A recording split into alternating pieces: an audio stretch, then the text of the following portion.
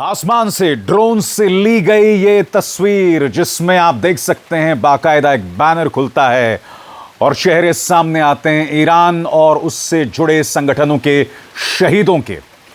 इसमें तस्वीरें हैं हिजबुल्लाह की, इसमें तस्वीरें सुप्रीम नेता की, इसमें तस्वीरें हैं ईरान के बड़े बड़े नेताओं की जो इस्राइल और अमेरिका के साथ जंग में मारे गए, शहीद हो गए।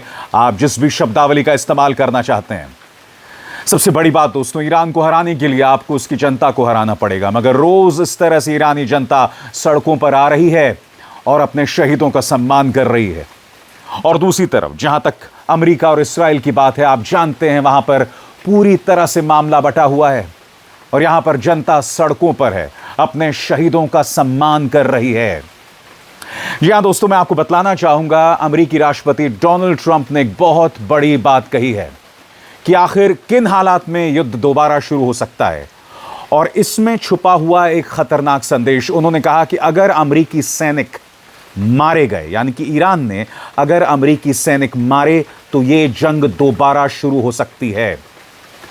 अब इसमें एक बहुत ही खतरनाक संदेश है दोस्तों। आप जानते हैं कि जब 40 दिन का युद्ध शुरू हुआ था तो कई बार ऐसी खबरें सामने आई थीं जिसमें मोसाद जानबूझकर कुछ खाड़ी देशों पर हमला करवा रहा था। ऐसी कई खबरें सामने आई थी जिसे दबा दिया गया था। अब मन में एक आशंका बनी हुई है कि क्या ऐसा हो सकता है कि एक साजिश के तहत अमेरिकी सैनिकों को मारा जाए और उसके बाद ये जंग दोबारा शुरू हो जाए। क्योंकि आप जानते हैं इस्राएली नेता ये बार बार कह रहे हैं कि हम इस सीज फायर को तबाह करके रहेंगे, we will destroy this ceasefire. खुद नेतन्याहू सीज फायर के पक्ष में नहीं है, युद्ध विराम के पक्ष में नहीं है। इससे मामला बहुत खतरनाक हो जाता है। मगर आज ईरान के विदेश मंत्री अब्बास अराक्ची सामने आए हैं और उन्होंने कहा है कि अमेरिका को प्रैक्टिकल होना पड़ेगा, अमेरिका को ईरान के साथ एक बराबरी वाले देश के तौर पर डील करना पड़ेगा, क्योंकि ईरान की ताकत बढ़ी है।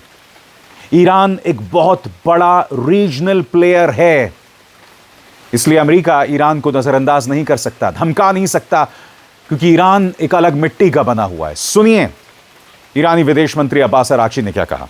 في اعتقادي ينبغي لأمريكا أن تفهم حقائق إيران وأن تستوعب حقيقة وجود جمهورية إسلامية مقتدرة وأن تنظم علاقاتها مع جمهورية إيران الإسلامية بصفتها دولة مقتدرة على مستوى المنطقة بل وما وراء المنطقة وأن تغير من نظرتها। إننا نعيش في عالم واقعي وعلينا أن ننظر إلى الحقائق بعين الاعتبار। इस बीच अमेरिकी राष्ट्रपति डोनाल्ड ट्रंप ने एक और प्रेस कॉन्फ्रेंस किया है और एक बार फिर कई बेतुकी बातें की हैं, मगर कम से कम ट्रंप प्रेस कॉन्फ्रेंस तो कर रहे हैं। हमारे यहां प्रधानमंत्री नरेंद्र मोदी 12 साल से एक प्रेस कॉन्फ्रेंस नहीं किया। मगर सबसे पहले जिसका जिक्र मैंने प्रोग्राम की शुरुआत में किया था, अमेरिकी राष्ट्रपति डोनाल्ड ट्रंप ने वो शर्त बताई जिसके जरिए ये युद्ध शुरू हो सकता है। अब ये अपने आप में कहीं ना कहीं इसराइल को एक संदेश दे रहा है। वो इसराइल जो सीज फायर नहीं चाहता, वो इसराइल जो ईरान की बर्बादी चाहता है, वो इसराइल जो खाड़ी में लगातार अराजकता चाहता है। सुनिए अमेरिकी राष्ट्रपति ने क्या कहा।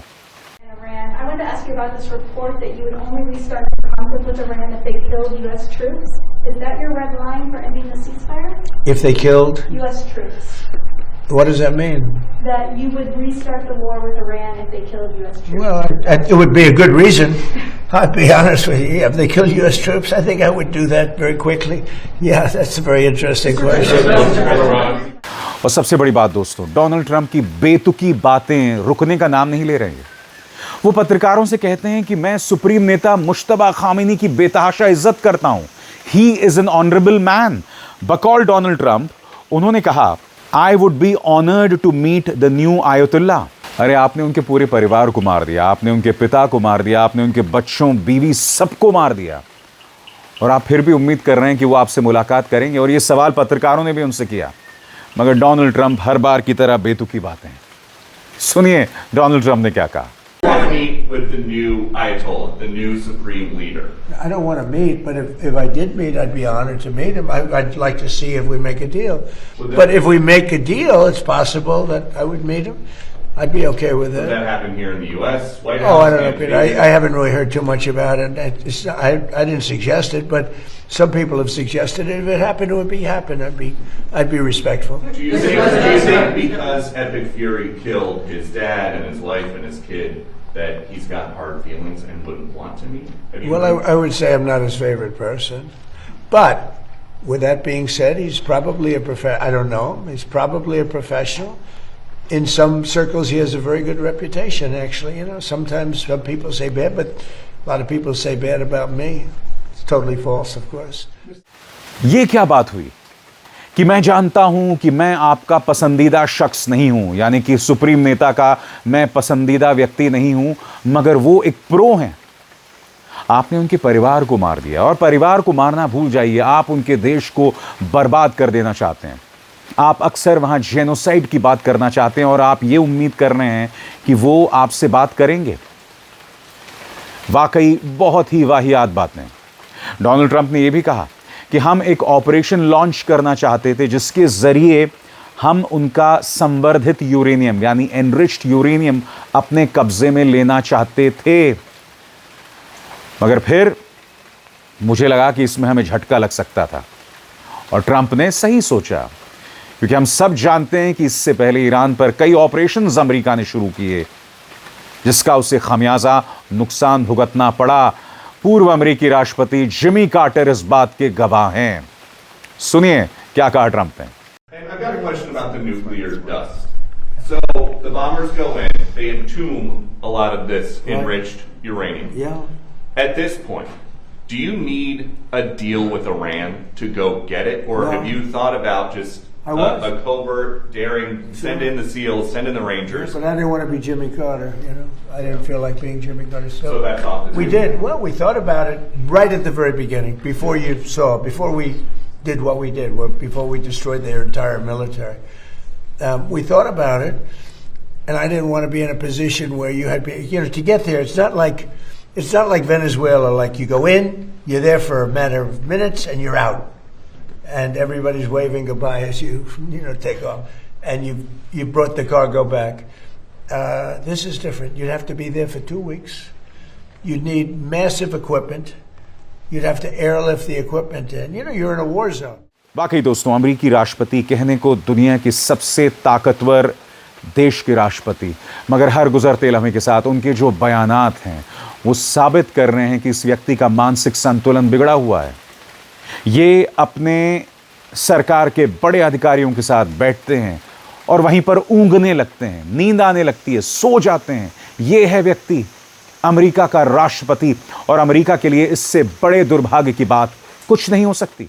और अब एक जरूरी संदेश, सच के इस सफर में मेरा साथी बनिए, मेरा चैनल ज्वाइन कीजिए और इनमें से एक विकल्प, एक ऑप्शन चुनिए। शुक्रिया। एक बार फिर ऐसे व्यक्ति को लाल आंख दिखाने की जरूरत है, मगर हमारे देश यानी भारत में ऐसी कोई गुंजाइश नहीं है। ट्रंप कहते हैं कि चाबहार बंदरगाह परियोजना पर फुल स्टॉप लगाओ, फुल स्टॉप लग जाता है। ईरान से तेल मत खरीदो, हम तेल नहीं खरीदते हैं, जबकि पाकिस्तान और चीन अब भी ईरान से तेल ले रहे हैं। रशिया से तेल मत खरीदो, हम नहीं खरीदते हैं। और डोनाल्ड ट्रंप ने एक बार फिर भारत की तौहीन की है। उन्होंने कहा है कि मैं भारत से पैसे कमा रहा हूं। वो कहते हैं इससे पहले भारत ने हमसे बेतहाशा टैरिफ लिए और हमें कुछ नहीं दिया, और अब उसका उल्टा हो रहा है, हम भारत से पैसे कमा रहे हैं। प्रधानमंत्री नरेंद्र मोदी मेरे बहुत अच्छे दोस्त हैं। एक तरफ आप तौहीन करते हैं, फिर इस तरह की बातें करते हैं, और सबसे बड़ी बात, हमारा विदेश मंत्रालय खामोश है। इनसे बयान की उम्मीद भी नहीं की जा सकती, क्योंकि ये बार बार प्रमाणित हुआ है कि भारत के बारे में अनर्गल बातें करते रहो और यहां पर खामोशी बनी रहती है। सुनिए डोनाल्ड ट्रंप ने क्या कहा भारत के बारे में। We have it, and look, India for years has, and I don't blame them, I blame us, because we had stupid people here. India for years really took advantage of the United States. You know that. Are you from India by any chance? Huh? I thought you were from Germany. I'm from India. I'm only kidding. You're central casting, okay? And that's a very good thing. India for years took advantage of this country. They charged us tremendous tariffs, and they paid nothing. They wouldn't let Harley, as an example in the past, they wouldn't let Harley Davidson sell its motor. They would charge 200% tariff. So Harley Davidson was precluded. They ended up going to India and building their own plants, which is unfortunate that that happened, but it happens. It was before me. But they charged tremendous amounts of tariffs to our company, and we didn't charge them anything. You know, they sold motorbikes here too. You know what we charged them? Nothing. And now it's the exact reverse. And we're making a lot of money with India. But we'll get to a deal, because I like your Prime Minister a lot. He's a good friend of mine. Get along great, and we're going to make a deal. We have a very good relationship. Mr. President. Donald Trump ने यह भी कहा कि हमने Iran के defence को पूरी तरह से बर्बाद कर दिया. What would you ask them to do, sir? If you want. Well, I would have asked them. I mean, there's not much. Look, we won. There's no Navy. There's no Air Force. We've wiped them out. We've wiped out their leadership and almost all of it. We've wiped out all their military leaders. They're down on the third. Now, maybe they're very good. I don't know. I can't tell you that. But certainly the first ones didn't do very good because they were literally, after 3 days, almost the entire military was wiped out. They had to get new generals. And then after that, they had to get more new generals. And we knocked out their anti-aircraft, their Air Force, just about everything you can knock out. यह दावा हकीकत से कोसों दूर है, क्योंकि सबसे बड़ी बात, जैसे ये जंग शुरू हुआ, जितना नुकसान हुआ, उसके बाद अब जब से सीज फायर बना हुआ है, जब से ईरान पर हमला नहीं हो रहा है, तब से क्या हो रहा है? ईरान बड़ी तादाद में वॉर फुटिंग पर जितना नुकसान हुआ है उसकी भरपाई कर रहा है.